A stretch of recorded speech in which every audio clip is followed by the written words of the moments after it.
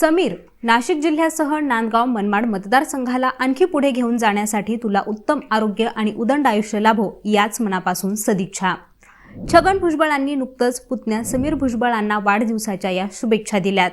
पण या फक्त शुभेच्छा नव्हत्या, तर विधानसभा निवडणुकीच्या तोंडावर भुजबळ आणि कांदे वादाची एका वाक्यात पेटलेली वाद होती। बुधवारपासूनच छगन भुजबळ विरुद्ध सुहास कांदे यांच्यातील वादाने पुन्हा डोकं वर काढले। याला कारण याच शुभेच्छा ठरलेल्या आहेत। आता हा वाद सुरू असतानाच नांदगावमध्ये बुधवारी रात्री जंगी अभिष्ट चिंतन सोहळ्याचंही आयोजन करण्यात आलं होतं। यावेळीही भुजबळांनी पुन्हा एकदा समीर यांना माझे आशीर्वाद आहेतच, नांदगावकरांच्याही शुभेच्छा आणि आशीर्वाद त्यांना लाभो।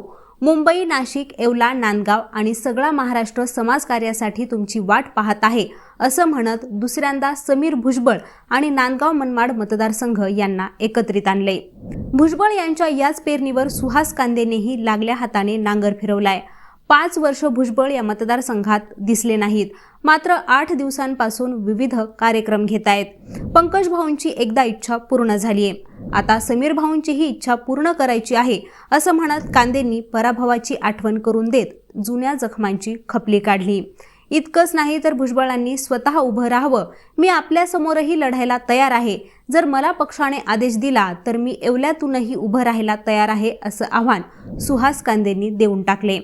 कांदेंना सपोर्ट म्हणून मग मंत्री दादा भुसेही आता मैदानात उतरलेत। नांदगाव मनमाडमध्ये शिवसेनेचा स्टँडिंग आमदार आहे, त्यामुळे तिथं शिवसेनेचाच उमेदवार असेल असंही त्यांनी जाहीर केले। एकूणच या वादामुळे ऐन विधानसभा निवडणुकीच्या तोंडावर महायुतीतील धुसफूस चव्हाट्यावर आली आहे।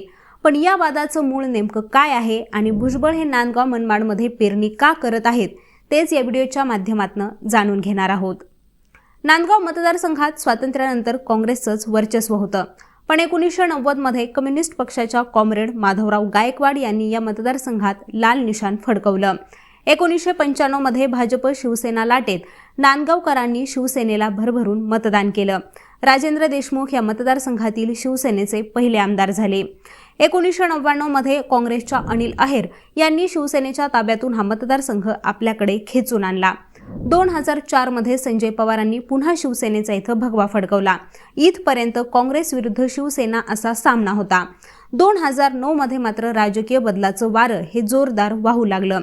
भुजबळांनी आघाडीच्या जागा वाटपात नांदगाव हा मतदारसंघ राष्ट्रवादीकडे खेचून आणला आणि तिथून पंकज भुजबळांना रिंगणात उतरवलं। त्यावेळी शिवसेनेच्या संजय पवारांचा 21,000 मतांनी पराभव करत छगन भुजबळ यांनी आपल्या मुलालाही निवडून आणलं आणि शेजारच्या येवला मतदारसंघातून स्वतः भुजबळ आमदार झाले, मंत्री झाले आणि नाशिकचे पालकमंत्रीही झाले। इकडं नाशिकमध्ये पुतण्या समीर भुजबळ हे खासदार झाले होते। एकूणच काय तर नाशिकची सगळी सत्ता केंद्र ही भुजबळांच्याच घरात होती। 2014 मध्ये मात्र मोदी लाटेनं राजकारण फिरवलं। नाशिकमध्ये समीर यांचा पराभव झाला। पंकज भुजबळ यांच्याही आमदारकीवर तेव्हाच घाव बसला असता। शिवसेनेनंही पुन्हा एकदा मतदारसंघ आपल्याकडे खेचण्यासाठी जीव तोडून प्रयत्न केले। सुहास कांदेंसारख्या शिवसैनिकाला मैदानात उतरवलं होतं, पण शिवसेना आणि भाजपमधील मतविभागणीचा फायदा हा पंकजांना झाला। त्यांनी सलग दुसऱ्यांदा आमदारकीचा मान मिळवला। त्या निवडणुकीत शिवसेना आणि भाजप या दोन्ही पक्षांना 50-50 हजार मतं मिळाली होती, तर पंकज भुजबळ यांना 69,000 मतं पडली होती। 2016 मध्ये छगन भुजबळ यांच्या राजकीय वर्चस्वाला सगळ्यात मोठा धक्का बसला। भ्रष्टाचाराच्या आरोपात ते तब्बल 1.5 वर्ष तुरुंगात गेले। इकडं वडील तुरुंगात गेल्याचं बघून सुहास कांदे यांनी पंकज भुजबळांना खिंडीत गाठलं। अचानकपणे सगळी जबाबदारी ही पंकज यांच्यावर येऊन पडली। येवला आणि नांदगावमध्ये त्यांची धावपळ होऊ लागली।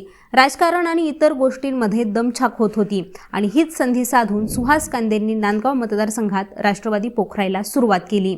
भुजबळांभोवतीच्या अनेक दिग्गजांना त्यांनी शिवसेनेत घेतलं। मनमाड आणि नांदगावच्या नगरपालिकेवर भगवा फडकवला। पंचायत समिती आणि जिल्हा परिषदेच्या निवडणुकीतही शिवसेनेनं बाजी मारली। नांदगावमध्ये कांदेंनी 2.5 वर्षाच्या काळात पुन्हा एकदा शिवसेनेचं वर्चस्व निर्माण केलं। हे धक्के पचवत असतानाच लोकसभेला नाशिकमधून समीर भुजबळ यांचा दुसऱ्यांदा पराभव झाला। इकडं कांदेंनी भुजबळांच्या घरातून आमदारकीही मायनस केली। 2019 मध्ये तब्बल 13,000च्या मताधिक्याने सुहास कांदेंनी पंकज भुजबळांचा पराभव केला। छगन भुजबळ यांच्यासाठी हे दुःख मात्र न पचणारं होतं। या दुःखातून सावरण्यासाठी त्यांना मदत झाली ती महाविकास आघाडी सरकारची। भुजबळ मंत्री झाले, पुन्हा एकदा नाशिकचे पालकमंत्रीही झाले। आता कांदे आणि भुजबळ हे एकाच सरकारमध्ये होते, पण कांदे हे शांत बसले नाहीत. एका सरकारमध्ये असूनही डीपीडीसीच्या बैठकीत भुजबळांना ते नडत होते, निधीच्या मुद्द्यावरून घेरत होते. दोघांचा वाद हा संपूर्ण राज्यात गाजला होता. महायुतीचं सरकार येताच कांदेंनी भुजबळांनी मंजूर केलेल्या निधीला आणि कामांना थेट मुख्यमंत्री एकनाथ शिंदे यांच्याकडून स्टे आणला. त्यामुळे त्यांचा आत्मविश्वास हा आणखी वाढला होता. यंदा छगन भुजबळ हे नाशिक लोकसभेसाठी इच्छुक होते. आपल्याला किमान आपल्या घरात तिकीट द्यावं अशी त्यांची इच्छा होती. पण मुख्यमंत्री एकनाथ शिंदे आणि हेमंत गोडसे यांनी त्यांचं हे राजकीय इप्सित साध्य होऊ दिलं नाही. त्यानंतर भुजबळांनी राज्यसभेसाठीची तयारी सुरू केली, पण अजितदादांनी तिथंही सुनेत्रा पवारांना खासदार केलं. त्यामुळे आता समीर किंवा पंकज यांना तरी नांदगावमधून उमेदवारी द्यावी अशी मागणी त्यांनी अजितदादांकडे केली आहे. लोकसभेवेळीच भुजबळांनी त्यांचं नेटवर्क ॲक्टिव्ह केलं होतं, पण त्यांनी विधानसभेच्या दृष्टीनेही काम सुरू केले. ज्याचा आमदार त्याला जागा असा फॉर्म्युला ठरलेला असतानाही मतदारसंघ राष्ट्रवादीकडे खेचून घ्यायचा अशी भुजबळांची योजना आहे. यातून कांदेंनाही धडा शिकवायचा आणि समीर यांचंही राजकारण सेट करून द्यायचं असा दुहेरी हेतू त्यांनी ठेवलेला आहे. पण लोकसभा निवडणुकीत नांदगाव मतदारसंघात भाजपच्या उमेदवार भारती पवारांना 41,000चं लीड मिळाले आणि या लीड मागे सगळ्यात मोठा वाटा आहे तो सुहास कांदेंचाच आणि हे भारती पवारही मान्य करतील. यातूनच सुहास कांदे यांचा मोठा प्रभाव आणि वरचष्मा असल्याचं या मतदारसंघावर दिसून येते.